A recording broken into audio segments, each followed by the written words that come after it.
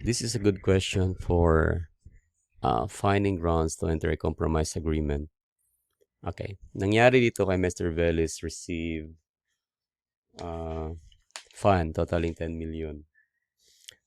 Upon reviewing the document, his lawyer noted that the assessment was issued only one day, okay, before the statutory period to assess prescribe.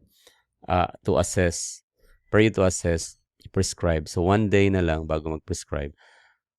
So, parang minamadali. Yun yung impression. Furthermore, the assessment was a jeopardy. So, yun yung sabi nila, jeopardy assessment yan. So, based merely on unverified third-party information without a formal audit investigation, which violates the best evidence obtainable rule. Okay? Mr. Velis refuses to pay the full amount but is willing to settle the case to avoid prolonged litigation. So, gagawin niya, mag-ask siya for the compromise on the ground of doubtful validity of the assessment. Now, on what ground can commissioner accept the compromise office? So, obviously, that should be doubtful. Now, the commissioner may compromise the tax liability on the ground of doubtful. So, when the assessment is questionable.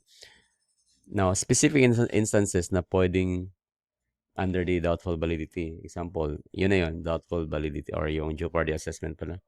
Or arbitrary assessment. Now, since the scenario highlights that the assessment was hasty and verified and a jeopardy assessment falls squarely under the doubtful validity.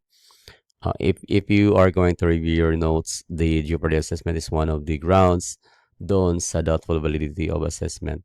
I mean, one of the cases pala doon sa ground na doubtful validity of assessment. So that's why papasa siya doon sa ganon. So the answer is letter B.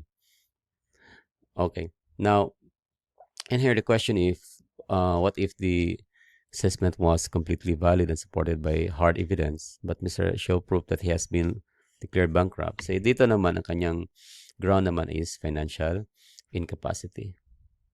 That is the case.